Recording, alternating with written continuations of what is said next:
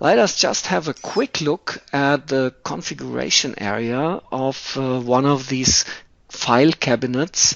So that is the configuration part of DocuWare, and that's the main important stuff we are dealing with. These are file cabinets. This demo system here has 4 sample file cabinets. One is called documents, another one is invoices, and then we have technical development, demo, and test. I believe these are the file cabinets Tetsunori is using for his samples related to Capture on the Go, DocuWare, Planet Press, workflow, working all together. That's in the later part. Yeah. Each of these so-called file cabinets has its own dedicated set of index information. So they speak of database fields.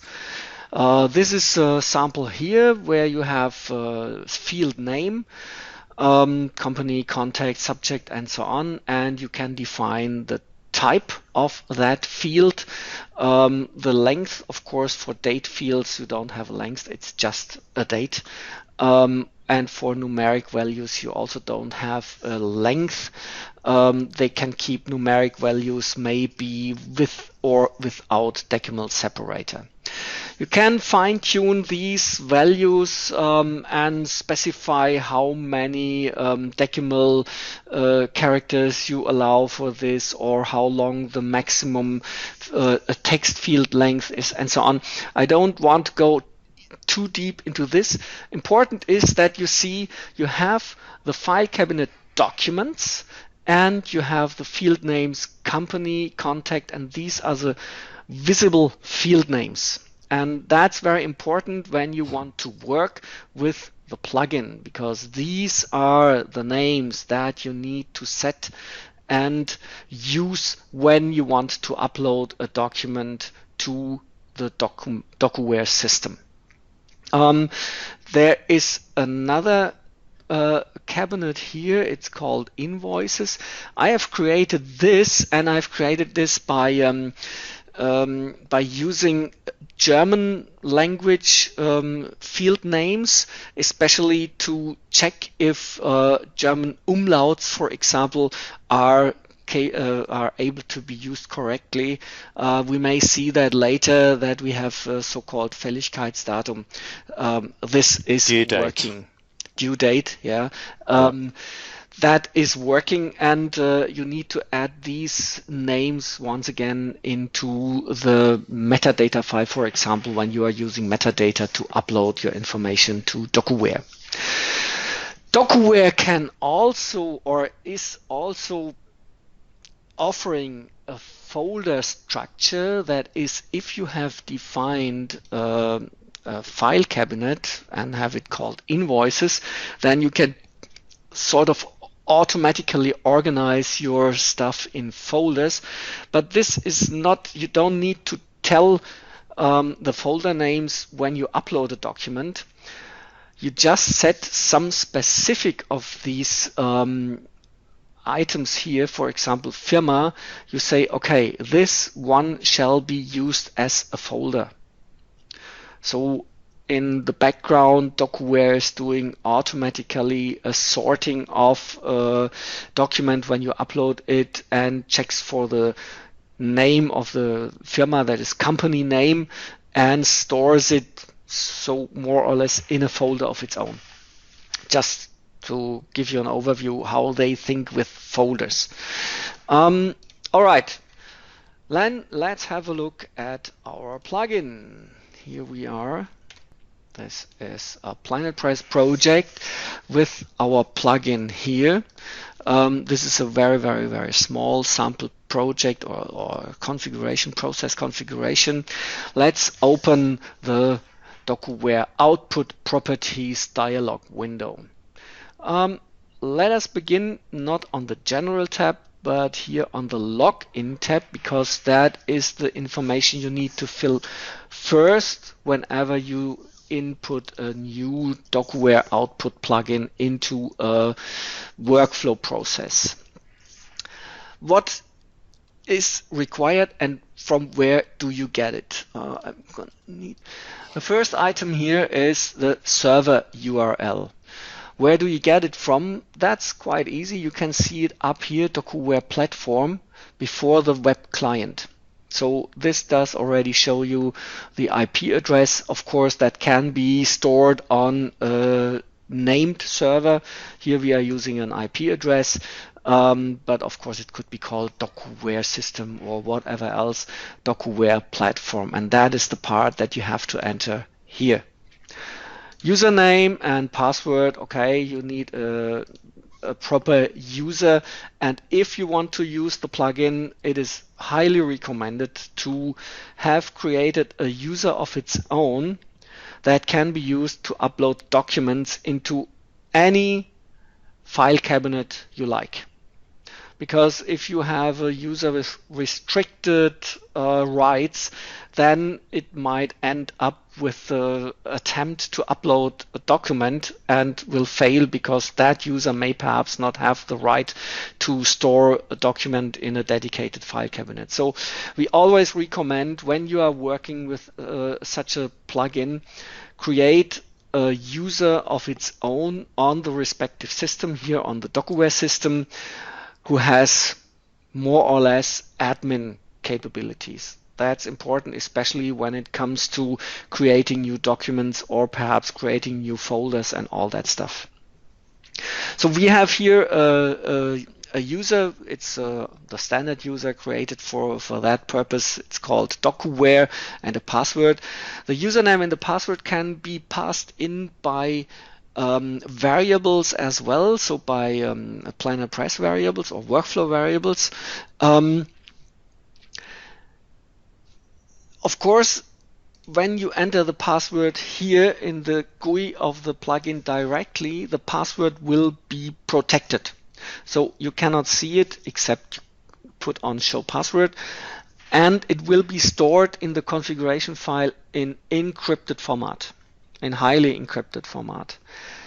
That is not the case, of course, when you're using a planner press workflow variable. In that case, you need to put the password into that variable in plain text, otherwise you won't be able to use it in this plugin. So yeah, we have allowed to do it because it was a request. We don't recommend to do it.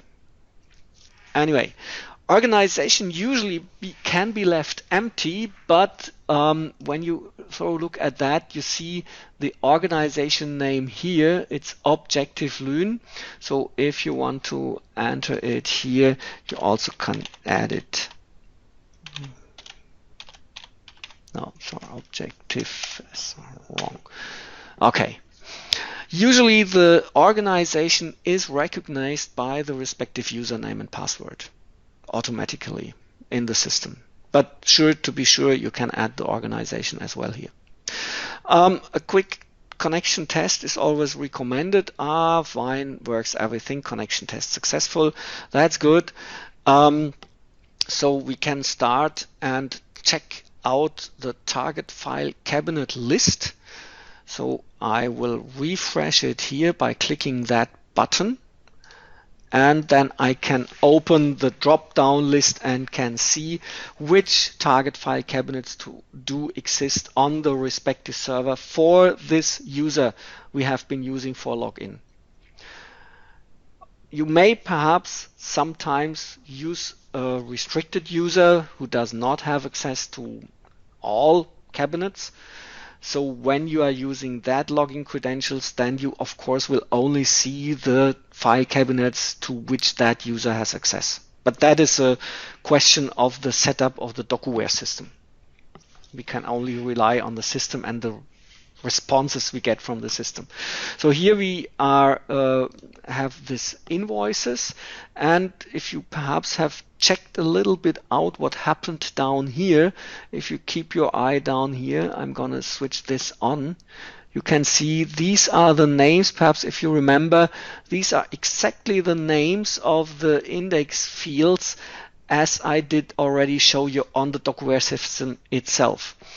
When I do a switch to a different file cabinet, automatically this grid is filled by the respective index names of that target file cabinet. So that is a little helper tool to see how the names of the index data are stored in DocuWare. This is a helper if you are setting up your upload, for example, metadata file or something like that. What do you need when you want to work with DocuWare? That's 3 items. The first of all, of course, you need a file to send to the DocuWare system. This is the first frame here in the plugin. You have a choice. You can choose to use the current workflow job file as it comes in, or you can have or you can point to an external file, some file on disk. So if you are, for example, working with a big list of files, or you have a list of files somewhere in a CSV file or whatever else, you can get these files by using external file, and of course you can use all sort of variables here, so job info variable to define the file name and the path and so on, or you may even of course use this here and explicitly define a file to use. One important item here is that it is recommended to set a proper file name when you upload the file, especially when you have chosen to use the current workflow job file. Everybody who knows workflow also knows that the workflow job file, when it's floating around, has a cryptic unique file name named blah blah blah .dat. DocuWare recognizes the file type by the file name extension.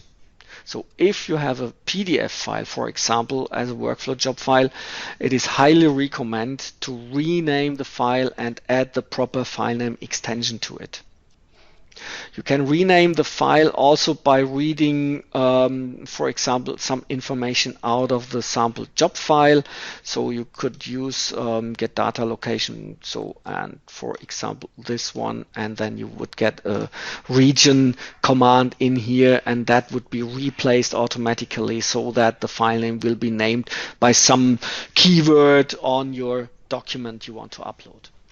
That's the first item, your file to upload.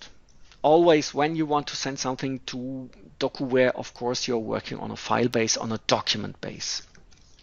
The second frame we have already seen, the target file cabinet. And as I have mentioned, DocuWare is working in a more or less flat order. So each file cabinet is in the same level as any other file cabinet. You have already seen this list of available target file cabinets, and you can choose one of them. And of course, once again, you are also able to define the target file cabinet by using a variable, job info, a system variable, or whatever else. So if you are using this plugin to send your different files to different target file cabinets, then you can define them by variables as well. That brings us to the third frame here, and the third requirement to fulfill when you are uploading a document to DocuWare. So you have the file itself, the document, you have the target file cabinet, and then you also need to define the index data. How do they call it? Database field names. We have 4 possibilities to tell the plugin from where it shall retrieve the index names and the corresponding data. You can have an external file, so you can just define a .metadata file or also an XML file to use along with this file coming in. This one is my favorite choice, it's a corresponding metadata file. That is, the plugin is looking in the same folder as the file that you have defined here and looks for a corresponding file with the exact same file name and the file name extension .meta. It's important to understand that if you are using the workflow job file, the plugin will look in the same folder as that current workflow job file for that metadata file. And if you have defined an external file, then the plugin will look for a file named like this and with a file name extension .meta in that very same folder. So it's very important.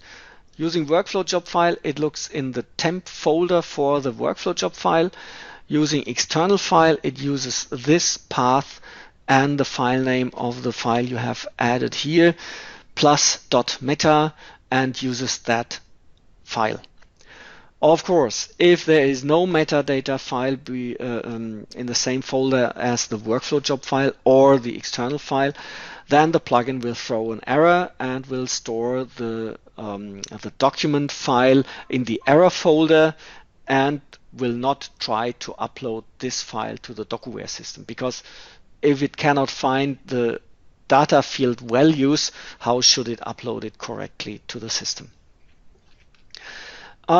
Quite the same is, I don't know if everybody is aware of the possibility to store metadata inside of a PDF file and later use it again for further processing. There is a plugin available, embed extract Planet Press workflow metadata. That's a plugin which you can use if you have metadata available and you have a PDF file. You can use this plugin to embed that metadata into the PDF file, and then the plugin will use that embedded metadata. If there is a PDF file coming in and if it contains metadata, then it will use that metadata for the database field values. And the fourth possibility here is assign index values directly here via a grid. Take care, if you are doing this, it's not recommended or it's even impossible to set the target file cabinet by a variable, because in that case, when you assign index values, then always these index names will be used. If you remember, if you are using a different file cabinet, the index names differ completely. So if you are using a variable here to define the target file cabinet, you must not use assign index values by using the grid. It will fail, at least most of the time. But as I have shown already, of course, when you are using this, you also can use get data location, for example, add it here, so you get the region commands here. You can define the company name, quite simple, also by the same trick here. So we have this here, for example, make a trim, and so on and so on. So you can fill out this with standard, well-known data retrieval commands from your incoming job file. What's happening? Let's have a look at a more sophisticated process I have set up. I have created another process here, also with this DocuWare output. In that case, I'm using the target file cabinet documents.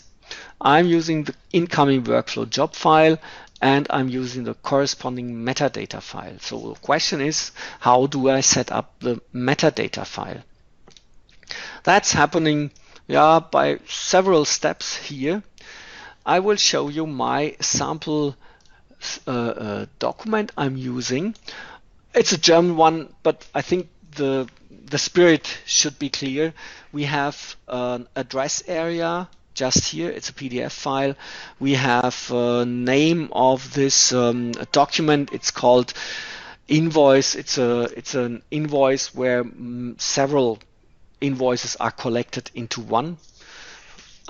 We have a customer number here. We have an invoice date here. No, that's the invoice number, and that's the customer number. And we have invoice total here. I have taken the time to set this a little bit up in a little sophisticated way. This document here, it contains 5 different such invoices. That's the second one, a third one, a fourth, and the fifth one. And addresses are different here, and the numbers are different as well. And also all these settings like here, customer number, invoice number, and so on. It's all different for each. So what did I do? I have set up a PDF splitter first. Then I'm doing a data extraction for the invoice date. I extract the year from over here. It's here, you can see. That's the year. I extract the day from the other area. So I just extract all the values correctly. And I have local variables here, month and day, because to set the date value in the plugin, you need to set it in UTC format. That is 4 digits year, minus character, 2 digits month, minus character, 2 digits day. Then I do another selection and I collect all the address lines in particular, because you may have seen that here on the first invoice we have a 4-line address where the 4th line is the city, the 3rd line is the street, and the first 2 lines are the addressee with additional information. Then we have another one where we have 5 lines. And we have this where we have 6 lines. So I'm extracting each line separately, and I'm doing a little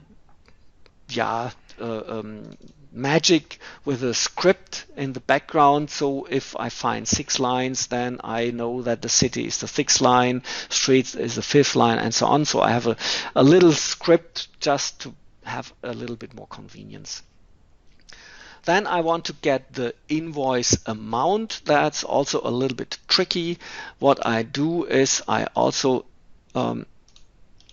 go and choose the data location, and what I'm doing here is I select everything here in that region, and then I have it all in a string, and I'm looking for that string, which means that's the complete invoice amount.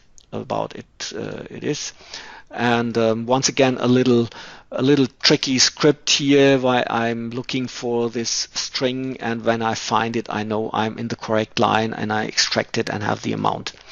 It's just a little tricky stuff. And then I create metadata from scratch from that PDF file, and now comes the next magic. Here I have to fill the metadata fields with the correct values. Let's have a look again here at this documents database fields, and we will see we have company, that's what I'm using, and I'm using this addressee which I did extract by the script. We have the contact, which I just extract by using a region command. We have the subject, also done by a region command, and so on. So that's the magic. And now let's have a quick look at this little bit cryptic field name definition, because that is important. What we see here is that doc type here has a dot and a minus character. These 2 characters are not allowed generally when you are creating metadata in workflow. So we need to use a little trick, and it's just simple. You just only escape each of these characters by its hexadecimal ASCII value, leading with a 0x002E. That is the hex code for the dot. And the other one is the hex code for the minus character, and the 4-digit notation allows to define any Unicode character for the field name. Because of course you could imagine someone is creating field names in, let's have Japanese or Arabic names or whatever else. So you need to be able to define the proper field names, and that's possible by just using escaping in standard hex notation. Yeah, that's this here. The date is taken by the 3 values I have extracted before, and that's all the magic here. And now we have a metadata file. We can just do a little step through, step by step. I'm doing a PDF split, and if you look over here, you can see some items already filled. Next step, you can see I extracted here the address lines, all 4. Everything is nice, very, very good. Then I run the script, and you see the addressee is filled correctly, and the city is filled, and the street is filled. So everything's fine. The next step is running another script where the amount is extracted and formatted correctly. And I am creating the metadata file. Let's have a look at the metadata. Debug, view metadata, and we need to set the metadata on document level. And yeah, fine, we have everything. So we have the amount correct, we have the company, which is the addressee, we have the contact, which is taken automatically from this. The customer number has been extracted correctly. The date is the correct date. So just to compare here, you see everything is over here. That's the date, and document type is this string here, Sammelrechnung, and so on and so on. I don't want to go into deep detail, just to show you everything is here. And you can see all these names are exactly the names as they are in here. That's very important. Then let's try how it works. If everything is running, I'm going to click on run. Upload is working. And when it's through with all 5 pages, we will throw a look at our DocuWare system. And we have uploaded the files to the cabinet documents. Let's throw a look at it here. Searches, I'm gonna open the standard document search. Gonna search, oh, here we are. Okay, all right. Search documents, let's have a look. And here we are. These are the latest documents I have uploaded. Let's see this one here.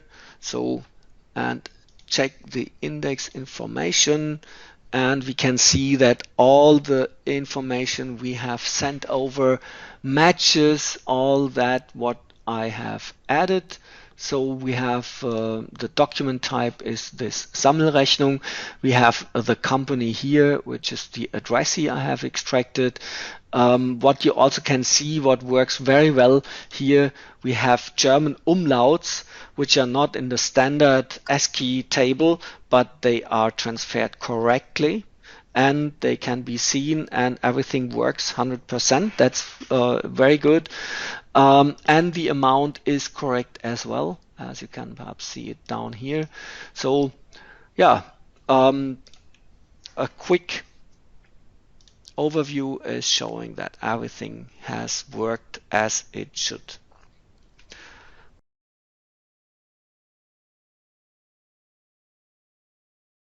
Okay, so what I actually did was I created a very simple demo using some of the templates from Connect, so that the workflow process can handle both the DocuWare plugin and also the COTG in a kind of a little bit of interactive manner. And on Connect side, well, basically I prepared 5 different contexts. One is the application form, which is basically one of the demos, and I modified a little bit. So it will basically gather the information of the applicant and the type of the membership and submit it, which basically processed by the workflow and the information and or location of the next web form is stored to the COTG server, and which is basically the signing form. This is another kind of a bit tweaked template. And what this one does is basically it gets all those information, the applicant's information, and creates the, for instance, like this form, so that actually this form is the one the user will see through the COTG application, so that he or she can sign and date and resubmit it. So by resubmitting the form, which will actually triggers the print context process, the process with print context, and which creates the PDF with the signed, and this created PDF will be stored to the DocuWare server. At the same time, the same PDF is sent to the user through an email as an email attachment. And so I have the email confirmation, which will have attachment of the PDF. And one extra thing is this thank you web page. It's basically after the user submitting the form, he or she will actually see this one as a returning page. And okay, for the workflow side, I have 4 different processes. The first one is getting a submit application form, which is basically just using the regular web browser, so that the user gets the application form page, which is this one. And the next one is the one when he or she submits, it will be processed by this process, which basically gets all the information and creates the URL and stores those information to the COTG server. And another branching process will basically creating the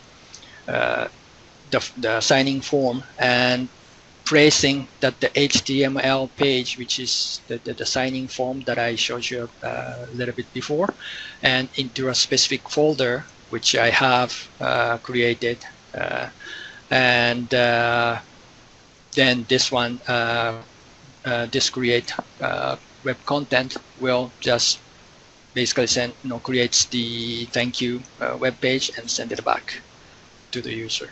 And the third process is that getting signing form, which basically accessed via COTG app from the user's device, and which will just simply get the form based on the one URL provided or kept in the COTG server, and just picks up the form and send it back to the user. So once that the users sign it, and when it submit, then the fourth process is triggered, and the fourth one is basically creating the PDF, and one places it in this certain folder of the workflow process based system. And also here, actually, I have two different things, but right now I have the DocuWare output. It's set using the index table, but this one also, what it is doing is once that the PDF is created, and that's Lutz also showed in his demo, that I'm embedding that the certain information into the created PDF. So if I if I choose to use the embedded metadata, I can also do that, to do that same or similar type of process. But for this demo, I'm just using the table for the moment. And at the end, once everything's PDF is created, stored in the local system as well as on the DocuWare server, and the same PDF is attached, and email is sent it back to the user. So I'm just gonna run this, since I think this one is service is still running. Okay, so if I go to that application page, let me just refresh just in case. So I have this form, and to make the process a little bit quick, I have already used the information, so I filled up all the information and choose the membership. Let's say pick the silver with auto renewal, and I submit. So here we have that I'm showing that the simple extra information page. And now, so since that at this point that the information is already sent to the COTG server, so I wanna so I have that the COTG information right here, and with that okay, this number is actually distinguishes which application I'm dealing with, because when I submit that the application form, I'm just as a quick way, I'm just generating a random number up to like 10 digits and using it as a ID, the form ID, and assuming it's really unique. And so this one will be accessed from that COTG app.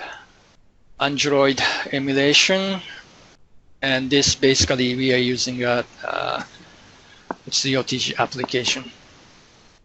And this should be the one.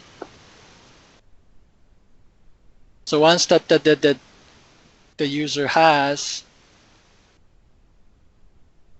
the file, it should actually, this was set as auto download, but I don't remember how long it should wait to download. But anyways, so that the user now has the signing form, which was created based on the information that user provided previously through a regular web browser. So it was, since I specified dictionary 5 and the rest of the information, and I've chosen silver membership and option as auto renewal. So those are also mentioned. So here, what need to be done is sign it and just put the date, okay, today, and submit. So this one gets that the information actually triggering another workflow process, which is basically creating PDF and also committing the document to DocuWare. First of all, since it was successful, I received the email with my name on it, and also the PDF with all the information, including the sign and the date that I've selected here. And I've used the demo folder or file cabinet. So the first one should be the one. So I have that the the file. So I can just show the file too. So here is the file that I've been created, and all the information that I have specified in the table as by extracting the metadata. And also for this one, I have actually set the little extra things like folders, which is a kind of feature, kind of sorting or grouping, actually grouping the certain information or the files based on the indexes. So basically what I have done is I have grouped each document for this process to the first level is grouping the files or information by the membership type, and the second grouping is based on if the renewal is on or off. So that the last one that I specified was in the silver membership, and the renewal was on. So it's right in here, and if I click it, it shows the exact same PDF, and that's basically the process that I have, and yeah, that's basically the process combining with workflow, having the DocuWare output as well as the COTG